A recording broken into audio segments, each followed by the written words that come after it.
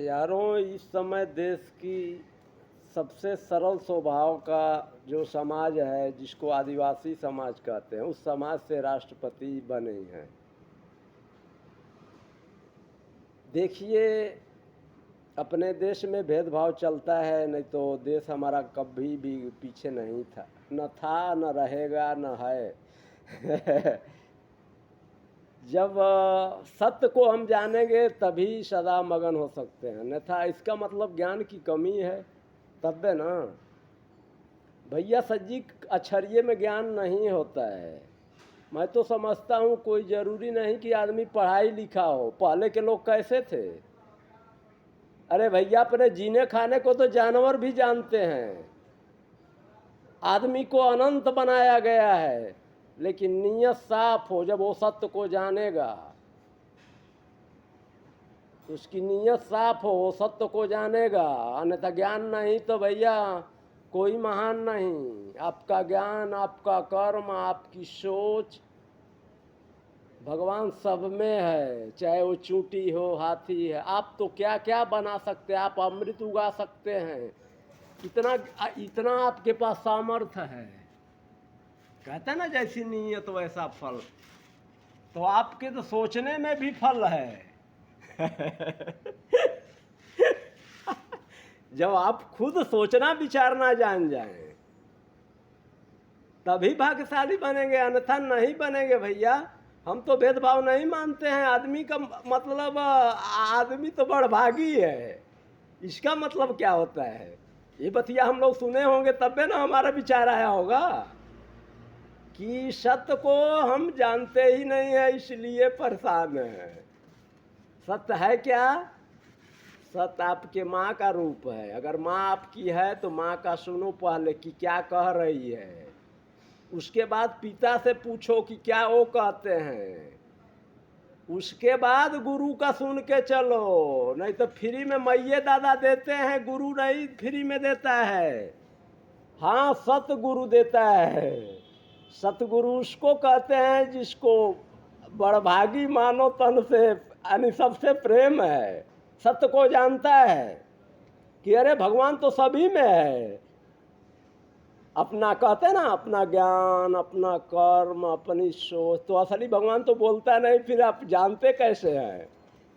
उसी बात पे कहा गया है कि जब आपका धर्म से विश्वास टूट जाता है, तब भगवान दिखाता है आपको अपना रूप। मैं तो सोचता हूँ आदमी बड़भागी है। हमारी जनसंख्या कितना भी बढ़ जाए, भारत का हिंद का हिंदुस्तान कहाँ कहते हैं? माँ के नाम पर हिंद पड़ा है, हिंद महासागर। और भारत की माँ जो मालकिन है, माँ ही है। मालिक अमर राज जी हैं, जो खड़े हैं तेरे द्वारे। और भाग्य विधाता गुरु जी हैं, जो अगवा खड़े हैं। यही तीनों असली भगवान है, यही रचनाकार है। आज राष्ट्रपति जी के थी कुछ लिखल अलाव में, तो उदाहरण देनी है कि आप तो अनंत ज्ञान आपके अंदर आ सकता है, लेकिन भैया जब सभी सत्य को आप जानोगे तब। इसलिए खोल खोल के दिखाता हूँ कि बड़भागी मानव तन, अग्नि, पानी और हवा, यही जीव बनाता है, यही वृक्ष बनाता है, यही पदार्थ बनाता है। क्या क्या है? पानी, अग्नि और हवा, यही सबको बनाता है, चलाता है, सब में है, सदा अमर है।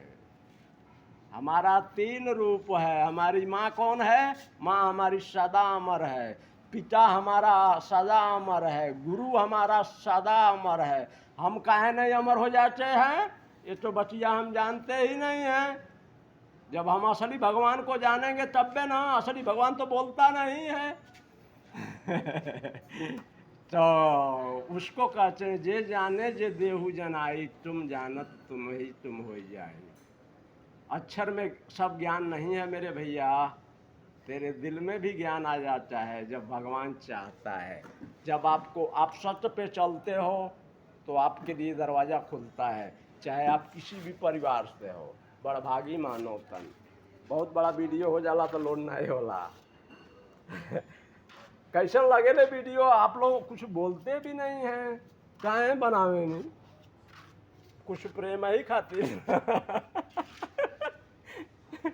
कितना जानी पैसा कमाए खातिर बनाओ छोइयो, लेकिन हमके पैसा नहीं, हमके प्रेम के बांटे खो। काहे से कि माँ सागर है का मतलब क्या होता है?